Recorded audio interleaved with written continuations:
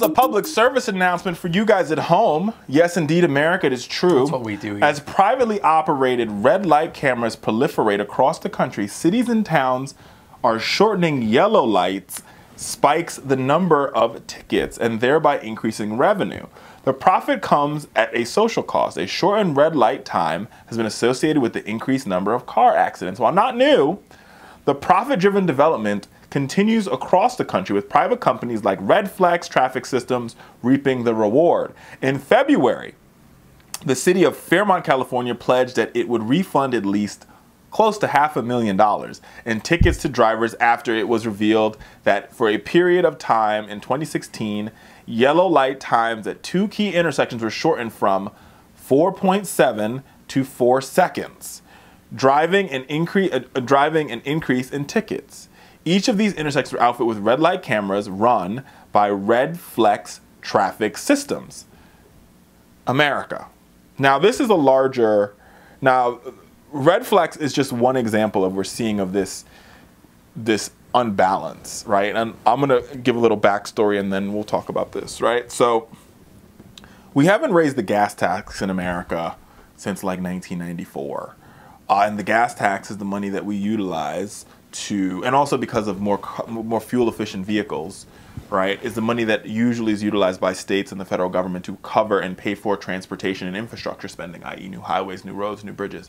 And because we haven't raised this revenue, and this is the revenue this is the cost you pay to drive on the damn road. So it's not about raising your taxes. If you use the 95 or a road that's a toll-free road, right, this is the cost you pay to be on it, the gas tax, okay? Stay with me and I'm going to bless you.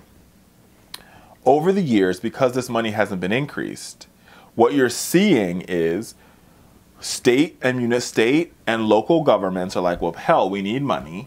How do we get it? So they could do one or two things, or a combination. They could say, well, we're going to privatize our meters, or we're going to privatize the road. We're going to sell the road to some company, and they're going to put a toll up, and they're going to give us cash to help fill our budget hole, and then they can keep it. Or we're going to maintain the road, but we're going to privatize the camera, and the company's going to pay us out a certain percentage. And herein lies a problem with this, is the company and the city has two different goals. The job of government, right, we the people, in order to form a more perfect union, right, that type of government is to make people safe, to create order.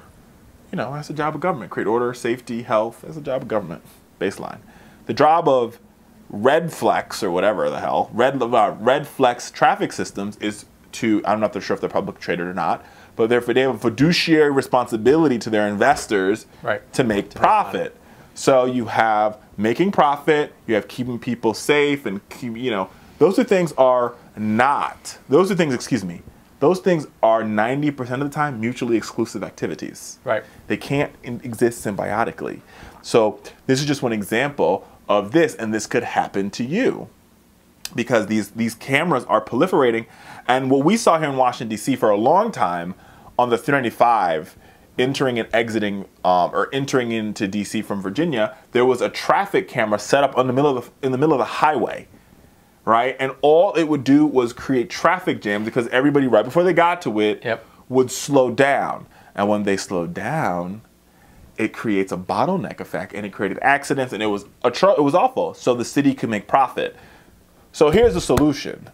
Raise the damn gas tax, and you won't have these problems. Let's have the federal government, instead of investing in building, like Donald Trump says, more air carriers and more guns and more nuclear weapons, let's invest in actually fixing our roads and bridges and putting money into it. We're one of the only countries that don't invest like over 1% of our GDP in our infrastructure.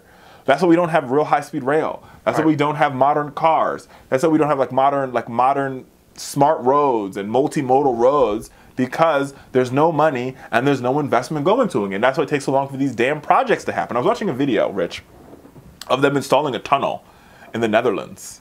Like a road, like an underpass, and they did it in a week, like on this video. Here, that would take like year plus, a year, 4 or 5. I mean, there's still some projects like they've been working on. Like I'll give you a great example. Where was I? Where I saw this? Where was I? where was I? I was in New York. I'm in Midtown Tunnel, which is a main tunnel that connects like the two big airports, JFK and LaGuardia, to Manhattan. And they were like, connecting New York, Midtown Tunnel. Work started 2015. Work slated to end summer of 2018. And you're like, the hell are you doing? It takes so long. Yeah, right. Anyway, so this is a problem. That's why they're a political maniac, right? The Redflex traffic system and all the governments that utilize this traffic system to fix their budget holes. No, I'm going to shut up now. No, listen. So exactly what Richard was saying. This is the problem we run into, and Republicans make this argument all the time, that everything would be better served if it were privatized, right? And this is a perfect example of why that is not always true. Now, don't get me wrong, certainly many things are better privatized, but when it starts to come into the realm of public health and public safety, you need to have government oversight. So here's an example. You're in a city, a sales rep from this company or many others comes to your office and they say, knock, knock, I've got a proposal for you.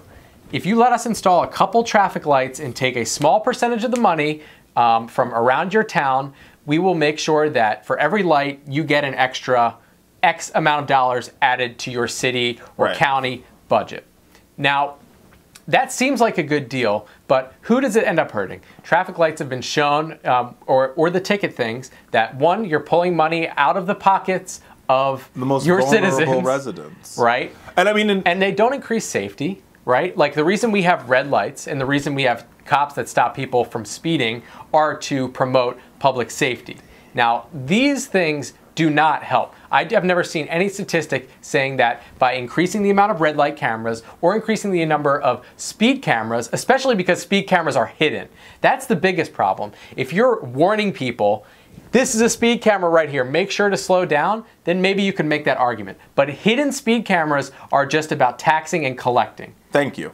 And I mean, the story gets even worse because what you find is that these companies, the privatizers, they engage in fraud, waste, and abuse. For example, in Chicago. So the Chicago Tribune did an investigation in 2004 that Rahm Emanuel's administration quietly issued new softened red light standards that generated 77,000 red light camera tickets that would have not been allowed before the rule change.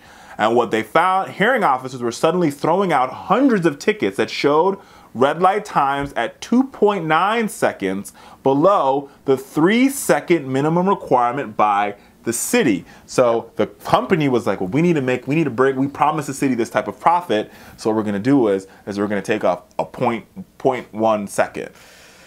Yeah, that seems That's like what you call you're helping people. Fraud and abuse. So the fraud, waste, and abuse doesn't happen by government. The fraud, waste, and abuse happens when we try to privatize systems where the people who are responsible don't care about the welfare of the people. They care about making profits and meeting quarterly targets.